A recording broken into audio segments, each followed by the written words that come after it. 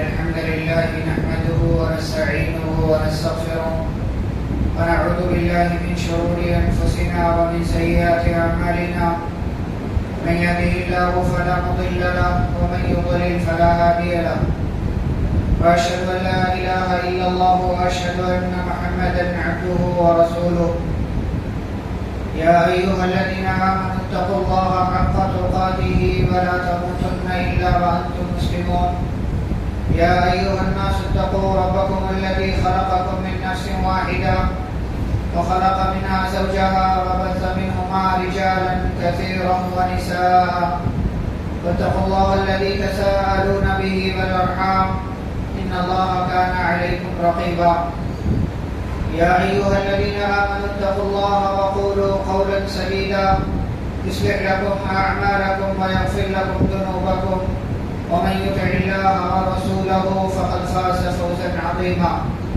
أما بعد فإن خير الحديث كتاب الله وخير الهدي هدي محمد صلى الله عليه وسلم وشر الأمور محدثاتها وكل محدثة بدعة وكل بدعة ضلالة وكل ضلالة في النار. أعوذ بالله من الشيطان الرجيم. بسم الله الرحمن الرحيم. والذين يكنزون الذهب والفضة ولا ينفقونها في سبيل الله فبشرهم بعذاب أليم يوم يحمى عليها في نار جهنم فتكوى بها جباههم وجنوبهم وظهورهم هذا ما كنزتم لأنفسكم فذوقوا ما كنتم تكنزون. رب اشرح لي صدري ويسر لي أمري واحلل عقدة من لساني يفقهوا قولي رب زدني علما. اللهم صل على محمد وعلى آل محمد كما صليت على إبراهيم وعلى آل إبراهيم إنك حميد مجيد. اللهم بارك على محمد وعلى آل محمد كما باركت على إبراهيم وعلى آل إبراهيم إنك حميد مجيد. معزز حاضرین جمعہ، بزرگوں، نوجوانوں، عزیز بچوں اور پردہ نشین خواتین اسلام، خطبہ مسنونہ کے بعد سورۃ التوبہ کی 2 آیتیں آپ کے سامنے پڑھی گئی ہیں، جن دونوں آیتوں میں اللہ رب العالمین نے زکوٰۃ نہ دینے والوں کا انجام ذکر کیا. آج کے خطبہ جمعہ میں آپ کے سامنے انشاءاللہ زکوٰۃ کے کچھ اہم مسائل جو پچھلے جمعہ میں ہم نے آپ کے سامنے ذکر نہیں کیا تھا اس کا تذکرہ کریں گے اختصار کے ساتھ، اور ساتھ ہی ساتھ زکوٰۃ نہ دینے پر انسان کو کس طرح کی تکلیف کا اور کس طرح کے عذاب کا سامنا کرنا پڑ سکتا ہے اس کا تذکرہ کیا جائے. سب سے پہلے سونے اور چاندی کی بات کرتے ہیں. دیکھیں، سونا اور چاندی یہ وہ مال ہے جس مال میں شریعت نے کہا ہے کہ آپ کو زکوٰۃ ادا کرنی. کب؟ جب یہ نصاب کو پہنچ جائیں اور آپ اس کے مالک ہو جائیں. ان دونوں کا نصاب کیا ہے؟ سونے کا نصاب شریعت نے 20 دینار بتایا ہے اور چاندی کا نصاب 200 درہم بتایا. اب سونا 20 دینار آج کے زمانے کے حساب سے کتنا ہوگا؟ تو آج کے زمانے کے حساب سے 1 دینار تقریباً 4.25 گرام کا ہوتا ہے. 1 دینار تقریباً 4.25 گرام کا ہوتا ہے. اس حساب سے 20 دینار کو آپ 4.25 سے ملٹیپل کریں گے تو 85 گرام کا حساب بنتا ہے. 85 گرام کا حساب بنتا ہے، یعنی آج کے موجودہ زمانے کے حساب سے 8.5 تولہ سونا. 85 گرام سونا آپ کے پاس اگر ہے تو اس پر زکوٰۃ فرض ہو گئی ہے. اب آپ کو اس مال کی زکوٰۃ ادا کرنا ہے. اس مال میں سے 2.5% چاہے آپ سونے میں سے نکالیں یا پھر اس کی قیمت ادا کریں، نقد 2.5% آپ ادا کریں، اس کا ایک اندازہ لگا کر کے کہ اس کی موجودہ قیمت کیا ہے اور پھر اس میں سے 2.5% آپ کو نکال دیں. لیکن ایک بات یہاں یہ یاد رہے کہ آپ کے پاس جو 85 گرام سونا ہے وہ خالص سونا ہونا چاہیے.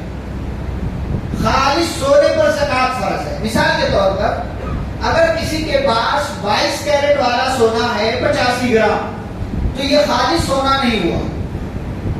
یہ خالص 24 کیرٹ جس کو آپ بولتے ہیں یہ 85 گرام خالص نہیں ہوا. اس لیے اگر کسی کے پاس 85 گرام 22 کیرٹ 21 کیرٹ والا سونا 22 ہمارے یہاں انڈیا میں چلتا ہے جس کو 91.6 بولتے ہیں، اور باہر ملکوں میں 91 چلتا ہے، 91 ہی چلتا ہے لیکن اس کو 21 کیرٹ بولا جاتا ہے۔ تو اگر کسی کے پاس 85 گرام سونا ہے اور یہ 24 کیرٹ کے حساب سے ہے تب تو زکات فرض ہوئی، لیکن اگر 22 کیرٹ ہے 85 گرام ہے تو یہ خالص 85 گرام نہیں ہوا، کیونکہ اس میں جو 2 کیرٹ ہے وہ مکسنگ ہے ملانے کے لیے، اور آپ کے اس مال کو اس شکل میں ڈھالنے کے لیے 24 کیرٹ کو استعمال نہیں کرتے، اس میں مکسنگ ہو جاتی ہے جو تقریباً 8.4 حصہ بنتا ہے، 8.4 حصہ بنتا ہے، تو اس حساب سے آپ کا وہ مال خالص نہیں ہوا۔ اب خالص کرنے کے لیے 22 کیرٹ کا سونا اگر آپ کے پاس تقریباً 96 تک پہنچتا ہے تب جا کر کے یہ 85 کیرٹ سونا اوریجنل اور خالص بنے گا۔ یہ یاد رہے، یہ شریعت نے آپ کو حکم دیا ہے کہ آپ زکات نکالیں، لیکن کون سے سونے پر؟ پرانے دور میں جو دینار چلتا تھا، جو کرنسی کی شکل میں دینار اور درہم چلتا تھا، یہ خالص ہوا کرتا، ملاوٹ نہیں ہوا کرتی۔ تو صحابہ کے پاس جو تھا وہ خالص سونا ہوتا تھا، کسی قسم کی اس کے اندر مکسنگ نہیں ہے، کسی قسم کی ملاوٹ نہیں ہے۔ تو علماء نے کہا کہ خالص سونے پر زکات، خالص سونے کا مطلب یہ نہیں ہے کہ بھائی مطلب مکمل آپ کے پاس وہی ہو، لوگ اسی کو سمجھ لیں کہ نہیں 22 کیرٹ والا تو نہیں دینا، 24 کیرٹ والا ہوگا تبھی دینا، 22 کیرٹ والے پر بھی آپ کو دینا ہے، 18 کیرٹ والے پر بھی آپ کو دینا ہے، لیکن یہ کب؟ جب کل ملا کر کے مائنس پلس کر کے یہ 85 اوریجنل خالص سونے تک پہنچے گا، تب یہ نصاب تک پانا جائے گا، تب زکات فرض ہوگی۔ یہ یاد رہے، یہ بات آپ اپنے ذہن میں رکھیں۔ اچھا، اس میں ایک بات یہ ہے کہ جو سونا آپ کے پاس ہے، چاہے وہ جس بھی شکل میں، جس بھی شکل میں آپ کاروبار کرتے ہیں، آپ نے استعمال کے لیے رکھا ہے، آپ نے کسی اور مقصد کے لیے رکھا، جس بھی شکل میں آپ کے پاس وہ سونا ہے، آپ کو اس کی زکات ادا کرنی ہے۔ یہی راجح مسئلہ ہے۔ بعض اختلافی باتیں ہیں کہ استعمال والے زیورات میں زکات نہیں ہے۔ آپ آج تصور کریں کہ کون سا ایسا انسان ہے الا ماشاءاللہ جو استعمال کرنے کے علاوہ کوئی سونے کا سامان لیتا ہو۔ کوئی عورت ایسی ہے اس کے پاس 100 گرام سونے ہوں گے، 200 گرام ہوں گے، 500 گرام، 1 کلو سونا اس کے پاس ہوگا، لیکن سارا کا سارا جویلری کی شکل میں، اور وہ کہیں نہ کہیں استعمال کرتا ہے، کبھی یہ پہنے گی، کبھی بھی وہ پہنے گی، کبھی وہ پہنے گی۔ اور اسی کو عبداللہ بن عمر اور دیگر صحابہ نے فرمایا کہ جو بھی سونے اور چاندی کی شکل میں ہو وہ کنز ہے۔ کیوں؟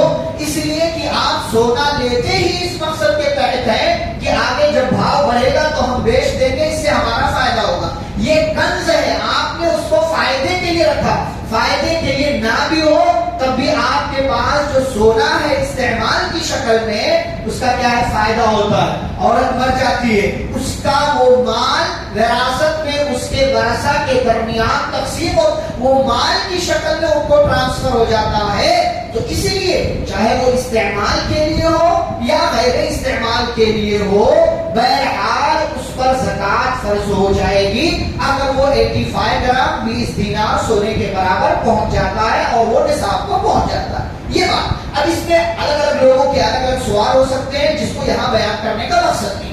یہ سونے کی بات ہو۔ چاندی کی بات کیا ہے؟ 200 درہم چاندی، 200 درہم کتنا ہوتا ہے؟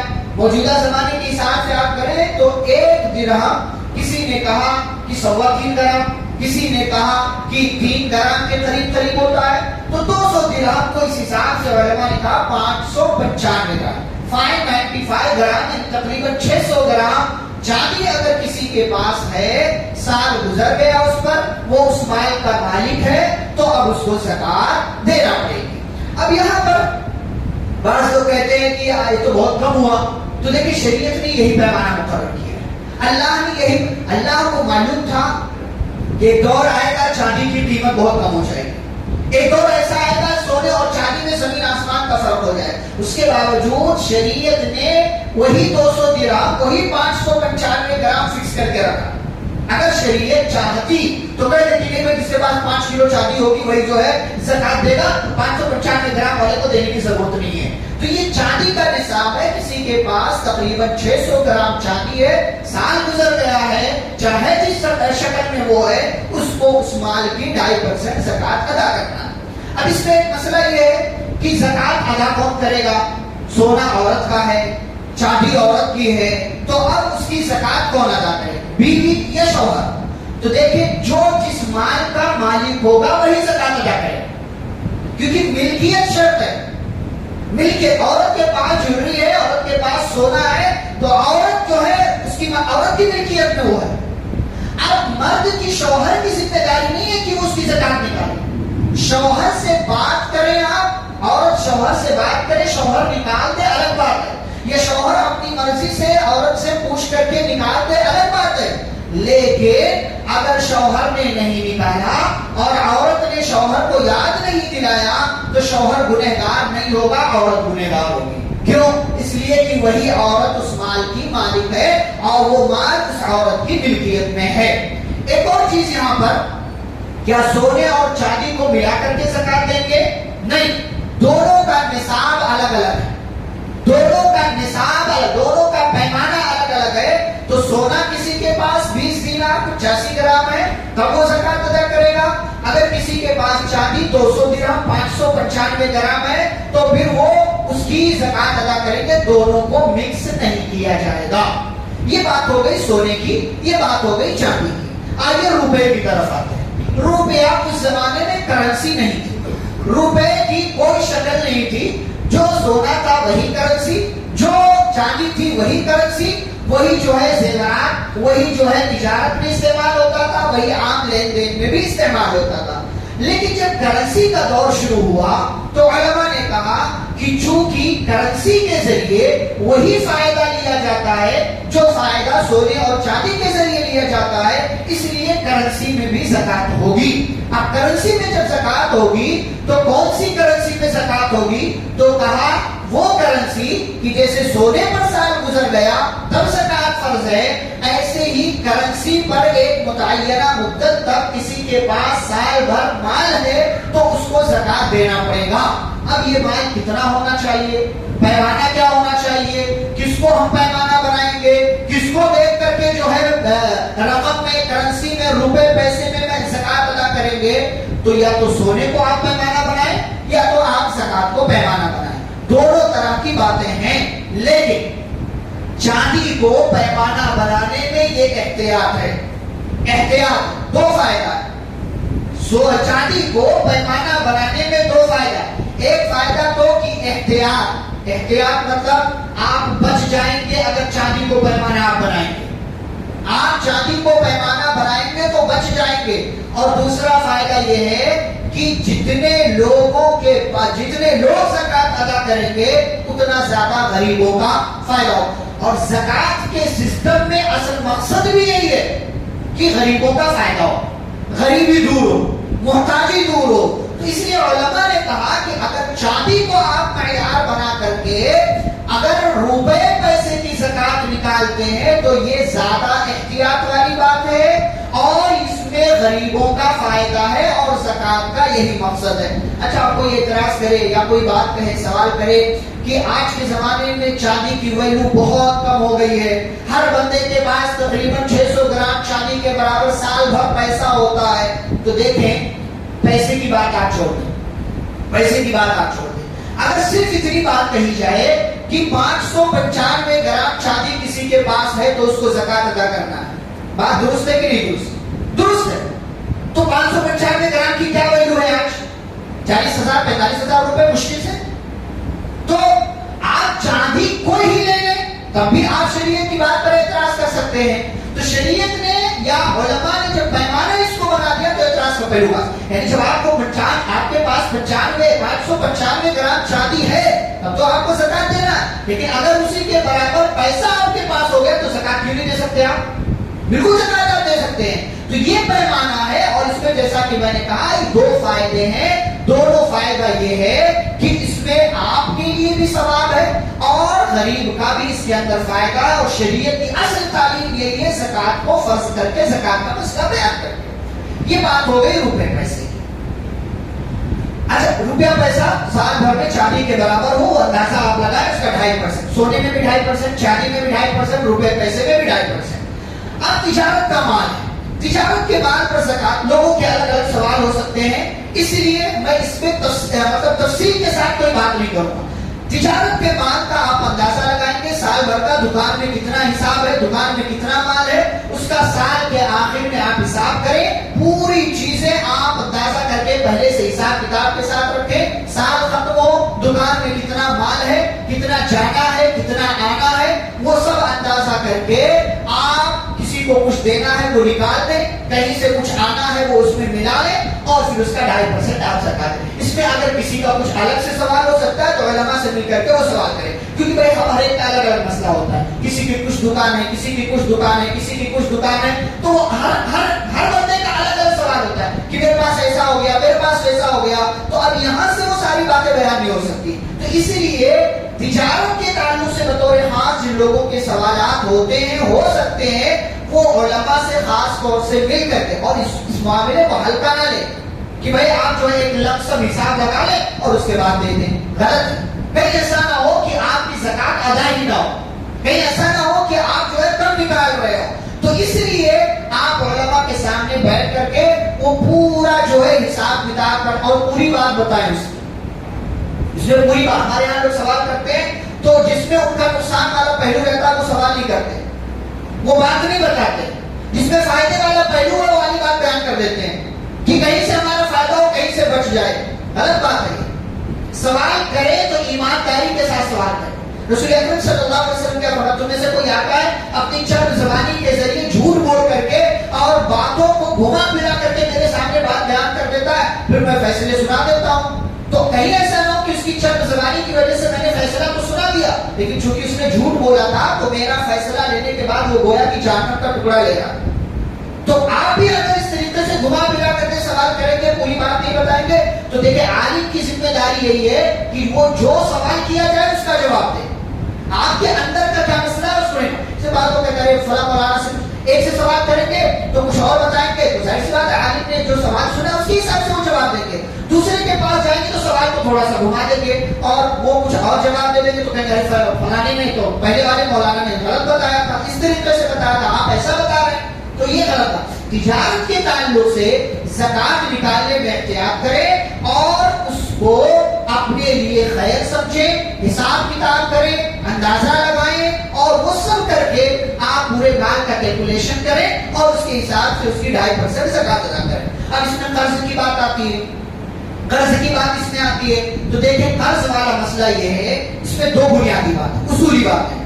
قرض اگر آنا ہے کسی کے پاس سے تو آپ اس قرض کو بھی اس مال میں ملا لیں گے، کسی کے پاس سے اگر آنا ہے، تجارت میں ہے تو تجارت میں ملا لیں گے، اور اگر ویسے کسی کو قرضہ دیا تھا اور اس پر سال گزر گیا، اس پر بھی سال گزر، دیکھیں وہ تینوں بنیادی شرط پایا جانا ضروری ہے، مال کا مالک ہونا، نصاب کو پہنچنا اور سال کا گزرنا، وہ تینوں بنیادی شرط، ان میں سے کوئی ایک کم ہوئی تو خلاص، تو زکات فرضی نہیں ہو، تو وہ تینوں بنیادی شرط ضروری ہیں۔ تو اگر کسی کے پاس سے پیسہ آنا ہے تو اس کو بھی ملا لیں گے، قرضہ کسی کو آپ نے دیا تھا، اور کسی کے پاس آپ کی طرف سے جانا ہے اس کو نکال دیں، اس کو ادا کریں جلدی سے، آپ وہ قرضہ جلدی سے لگا دو۔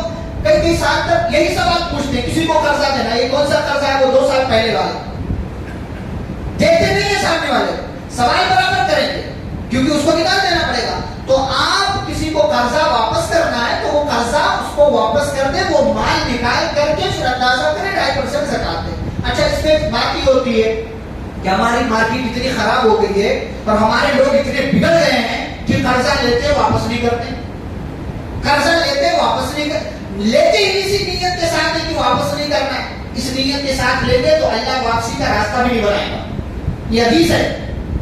اس نیت کے ساتھ لیں گے کہ سامنے والے کو بے وقوف بنا کر کے، رو کر کے، گا کر کے اور اپنی تجارت میں گھاٹا بتا کر کے اس سے پیسہ لے لو، 1 لاکھ 2 لاکھ 1.5 لاکھ 4 لاکھ 5 لاکھ، اور نیت یہ ہوتی ہے کہ کسی طریقے سے دے دے پھر اس کے بعد واپس نہیں کریں گے اس کو، خوب اس کو جو ہے گھمائیں گے پھرائیں گے، آج دوں گا کل دوں گا پرسوں دوں گا نرسوں دوں گا، آج ابا کی طبیعت خراب پرسوں دادا کی طبیعت خراب، یہ پورا ایسا کیا۔ تو فرمایا کہ اگر کسی کے پاس سے قرضہ آنا ہے لیکن وہ جو بندہ ہے وہ قرضہ واپس ہی نہیں کر رہا، سال گزر گیا، 2 سال گزر گیا، 3 سال گزر گیا، دے ہی نہیں رہا، تو واپسی کی امید اگر نہیں ہے تو آپ اس پیسے کو زکات کے مال کو جو ادا کرنا اس میں نہیں ملائیں گے. آپ کے پاس مثال کے طور پر 10 لاکھ روپے, سامنے سے آپ کو 1 لاکھ آنا ہے, لیکن کئی سال گزر گئے نہیں دے رہا وہ, تو اس کو نہیں ملائیں گے آپ, اس کو آپ نہیں ملائیں گے اور 10 لاکھ کی زکات ادا کر دیں گے. لیکن جس دن بھی وہ واپس کرے گا اس دن آپ کو اس کی زکات ادا کرنی ہے. جس دن وہ واپس, کیونکہ اس پر سال پہلے کا آلریڈی گزر چکا ہے, تو جس دن بھی وہ واپس کرے گا اس دن آپ اس کی زکات ادا کر دیں گے. یہ قرض کی زکات کا مسئلہ ہے. پلاٹ کی زکات کا کیا مسئلہ؟ پلاٹ دیکھیں, 2 باتیں, سیدھی بات, استعمال کے لیے لیا ہے کہ بھائی گھر بنائیں گے, زکات نہیں. لیکن اگر آپ نے لے لیا, بعض لوگ سوال کرتے چپ لیا ہے, یہ چپ لیا کیا ہوتا؟ کوئی نیت تو آپ کو بنانی پڑے گی نا, انما الاعمال بالنیات, عمل کا دار و مدار, تو کہتے ہیں ایسے ہی لیا ہے, نیت بنائیے اس کی, کیا کرنا ہے اس کا, اور اس نیت, آپ اس نیت سے کہ ارے اگر اس کو بول دوں کہ جو ہے بیچنے کے لیے لیا تو زکات دینی پڑے گی, تو چلو بول دیتا ہوں کہ نہیں استعمال کے لیے لیا. آپ کتنا استعمال کے لیے لیں گے؟ 1 2 3 4 5, کتنا لیں گے آپ؟ 1 تو ہو سکتا ہے زیادہ سے زیادہ, اس کے اوپر گئے تو اللہ تعالیٰ آپ کی نیت جانتا ہے. آپ نے نیت تو استعمال کے لیے لیا ہے, زکات نہیں. لیکن اگر استعمال کے لیے نہیں لیا ہے, بیچنے کے لیے لیا ہے, 10 سال کے بعد کا پلان بنا کر کے رکھا ہے, تو آپ کو اس کی زکات ادا کرنی ہے. آپ کو اس کی زکات ادا کرنی پڑے گی. اگر اس کی ویلو زیادہ ہے, مثال کے طور پر کسی کے پاس زکات ایسا ہے کہ بھائی 50,000 60,000 70,000 کی قیمت ہے, چلو چھوڑ دے اس کو سمجھے. لیکن اگر اتنا ہے, اور اکثر یہی ہوتا ہے ان حالات میں 90% 95% 99% یہی معاملہ ہوتا ہے کہ بھائی مال زیادہ ہوتا ہے, وہ پلاٹ زیادہ ہوتا ہے, قیمت زیادہ ہوتی ہے, ایسی فلیٹ بھی ہے, ایسے ہی کوئی دکان بھی ہے, اور اس کو بیچنے کے لیے رکھا ہوا ہے, تو اس کی زکات آپ کو دینا پڑے گی. اور اگر کسی کے گھر پر کرایہ آتا ہے تو اس گھر پر زکات نہیں ہے, کرائے میں جو سیونگ ہوگی سال بھر اگر وہ باقی بچ جاتا ہے تو اس پر زکات ہوگی. اگر سال بھر نہیں بچتا بلکہ جو ہے آتا جاتا رہتا ہے, استعمال ہوتا رہتا ہے, تو پھر اس پر زکات نہیں آپ کو دینا. یہ کچھ مسائل تھے جو بنیادی مسائل میں نے آپ کے سامنے ذکر کیے. اچھا, اسی میں کھیتی باڑی کا مسئلہ. کھیتی باڑی میں آپ جانتے ہیں سیدھا سیدھا حساب ہے کہ 625 کلو اگر ہو گیا غلے میں, اناج میں, تو اس کا 10واں حصہ آپ کو زکات ادا کرنا ہے. اگر آسمان کے بارش سے وہ سیراب ہوا ہے, 10واں حصہ یعنی 600 کلو میں 60 کلو آپ کو زکات ادا کرنا ہے. اور اگر آپ نے پانی لگایا ہے تو پھر ایسی صورت میں 600 کلو میں 30 کلو آپ کو زکات ادا کرنی پڑے گی. یہ شریعت کے مسائل ہیں جو اختصار کے ساتھ بنیادی نکات پوائنٹس میں نے آپ کے سامنے رکھے. سوالات کسی اور کے ہیں تو وہ جن سے بھی رابطہ علماء سے, یا وقت یہاں پر ہے تو مجھ سے بھی آپ پوچھ سکتے ہیں, انشاءاللہ اس کا جواب آپ سے مسئلہ سن کر کے جیسا آپ بولیں گے ویسا جواب دیں. لیکن یاد رہے اس تعلق سے آپ ہوشیار بیدار, زکات آپ کو ادا کرنا ہے, ورنہ 2 نقصان. سب سے پہلا نقصان اللہ نے فرمایا جو لوگ سونا چاندی اسی میں آپ پیسہ ملا لیں, جمع کر کے رکھتے ہیں, اللہ کے راستے میں خرچ نہیں کرتے, زکات نہیں نکالتے, فرمایا ایسے لوگوں کو آپ دردناک عذاب کی خوشخبری سنا دیجیے. یوم یقع علیہا فی نار جہنم, جس دن جہنم کی آگ میں ان کے بال کو تپایا اور گرمایا جائے گا, اور پھر اسی گرمائے اور تپائے ہوئے مال سے ان کی پیشانی, ان کے پہلو اور ان کی پیٹھ کو داغا جائے گا. کیوں؟ اس لیے کہ ان لوگوں نے مال نہیں دیا تھا, زکات ادا نہیں کی تھی, غریبوں کا حق مار کرتے بیٹھے تھے, اپنی پیشانی کو سکوڑا تھا, پیٹھ دکھا دیا تھا غریب کو کہ نہیں ہم نہیں دیتے.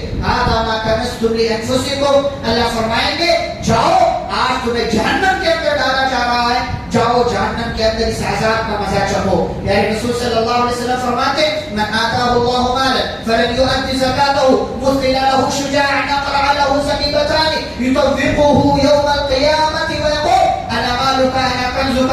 فرماتے جس کو اللہ مال دے اور وہ اس مال کی زکات ادا نہ کرے تو اس کا وہ مال قیامت کے دن گنجے سانپ کی شکل میں آئے گا اور اس کے گلے کا توق اور پٹا بن جائے گا اور کہے گا انا مالوکا انا کنزوکا, میں تیرا مال ہوں, میں تیرا خزانہ ہوں. یہ ذاتی نقصان ہے جو کسی انسان کو مرنے کے بعد برداشت کرنا پڑ سکتا ہے، لیکن دنیا میں کیا نقصان ہے؟ اتنا بڑا نقصان ہے، اجتماعی نقصان ہے۔ فرمایا وَلَمْ يَمْنَعُوا زَكَاةَ أَمْوَالِهِمْ إِلَّا مُنِعُوا الْقَطْرَ مِنَ السَّمَاءِ وَلَوْلَا الْبَهَائِمُ لَمْ يُمْطَرُوا۔ دھمکی دی ہے پیارے رسول صلی اللہ علیہ وسلم نے، فرمایا کہ جو قوم اپنے مال کی زکات نہ نکالے، زکات کے مال کو اپنے پاس روک لے، الا منع القطر من السماء، تو آسمان والا آسمان سے بارش کے قطروں کو روک لیتا ہے۔ زمین والے زکات کے مال کو اپنے پاس روک لے، آسمان والا بارش کے پانی کو اپنے پاس روک لیتا۔ اور یہ اتنا بڑا جرم ہے زکات ادا نہ کرنا۔ فرمایا ولولا البهائم لم يمطروا، اگر یہ چوپائے، یہ جانور زمین پر نہ ہو تو انسانوں کی اس غلطی کی وجہ سے اللہ انہیں قطرہ پانی نہ پلائے۔ آپ دیکھیں بارش کے کیا معاملہ، یہ جانوروں کی وجہ سے بارش ہو جاتی ہے، ورنہ ہمارے کرتوت ایسے ہیں زکات مکمل ادا نہ کرنے کی وجہ سے کہ اللہ تعالیٰ بارش کا ایک قطرہ بھی ہمارے سماج، ہمارے علاقے پر نازل نہ کرے۔ اور یاد رہے ایک روپیہ بھی اگر آپ نے زکات کے مال سے جان بوجھ کر کے کم کر دیا تو آپ کی زکات ادا نہیں بن جائے۔ آپ کی زکات جان بوجھ کر کے اگر آپ نے کیا 2,49,551 روپے اگر آپ کی زکات میں نکل رہے تھے اور آپ نے 550 ہی نکالا، 1 روپیہ نہیں نکالا تو آپ کی زکات ادا نہیں۔ آپ کی زکات یہ اس تعلق سے ہوشیار ہونا، آپ کو سمجھتے رہے چلو لمسم دے دو، غلط بات، لمسم نہیں، اتنا نہیں، اندازہ لگا کر کے نہیں، پورا تجارت میں اندازہ آپ لگا سکتے ہیں، اور اس میں بھی احتیاط کے طور پر آپ تھوڑا زیادہ ہی اندازہ لگا لیں۔ یاد رہے کہ دیں گے تو برکت ہوگی، اور نہیں دیں گے تو اللہ چھین لے گا، نہیں دیں گے تو اللہ تعالیٰ چھین لے گا، اس مال سے آپ کو محروم کر دے گا۔ تو یہ زکات کے تعلق سے مختصر باتیں پچھلے خطبے بھی میں نے آپ کو سامنے رکھی تھی، آج اس خطبے جمعہ میں آپ کے سامنے باتیں رکھی گئی، ورنہ زکات کا موضوع اتنا تفصیلی ہے کہ ہر ایک پوائنٹ پر کئی گھنٹے بات کیا جا سکتا ہے۔ اختصار کے پیش نظر تاکہ آپ کے دماغ کو کچھ باتیں پہنچے، اصولی باتیں پہنچے، اور زکات نہ دینے کا انجام کیا ہے یہ آپ کے ذہن میں رہنا چاہیے۔ اللہ رب العزت سے دعا ہے اللہ ہم سبھی کو قرآن حدیث کے مطابق زندگی گزارنے کی توفیق دے۔ ہم میں سے جن لوگوں کے مال میں زکات فرض ہو رہی ہے، اللہ انہیں صحیح طریقے سے زکات کی ادائیگی کی توفیق عطا فرمائے۔ اللہ تعالیٰ ہمیں مال کا صحیح استعمال کرنے کی توفیق دے، اس دنیا کے اندر مال کو اپنے حق میں فائدہ مند بنانے کی توفیق عطا فرمائے۔ رمضان کی بابرکت سعادتوں سے اللہ تعالیٰ ہمیں فائدہ، مکمل طور سے فائدہ اٹھانے کی توفیق عطا فرمائے۔ اللہ تعالیٰ آخری عشرے میں ہمیں زیادہ سے زیادہ نیکیاں کرنے اور بقیہ ایام کو غنیمت جانتے ہوئے زیادہ سے زیادہ اعمال صالحہ کرنے کی توفیق عطا فرمائے۔ تاخیراتوں سے مکمل طور سے اللہ ہمیں فائدہ اٹھانے کی توفیق دے۔ اللہ ہمیں پیارے نبی صلی اللہ علیہ وسلم کی سنتوں پر چلنے کی توفیق عطا فرمائے، صحابہ کرام کے منہج کو اپنانے کی توفیق عطا فرمائے۔ اللہ ہمارے درمیان جو بیمار ہیں انہیں شفاء کاملہ عاجلہ عطا فرمائے، جو کسی طرح کی مصیبت اور پریشانی میں مبتلا ہیں اللہ تمام لوگوں کی پریشانیوں کو دور فرمائے۔ ہماری گھروں کی خواتین، ہماری ماؤں اور بہنوں کی عزتوں کی اللہ تعالیٰ حفاظت فرمائے، ہمارے نوجوانوں کی حفاظت فرمائے، اور کل تک جو ہمارے درمیان زندہ تھے آج نہیں ہے اللہ ان کی قبروں کو نور سے بھر دے، ان کی نیکیوں کو اللہ قبول فرمائے، ان کے گناہوں کو معاف کرے اور انہیں جنت الفردوس میں داخلہ نصیب فرمائے، اور ہم سبھی کو اللہ جب تک دنیا میں زندہ رکھے، اسلام اور ایمان پر زندہ رکھے، خاتمہ و خاتمہ بالخیر ہو۔ وصلی اللہ تعالی علی نبینا محمد وعلی آلہ وصحبہ اجمعین برحمتک یا ارحم الراحمین۔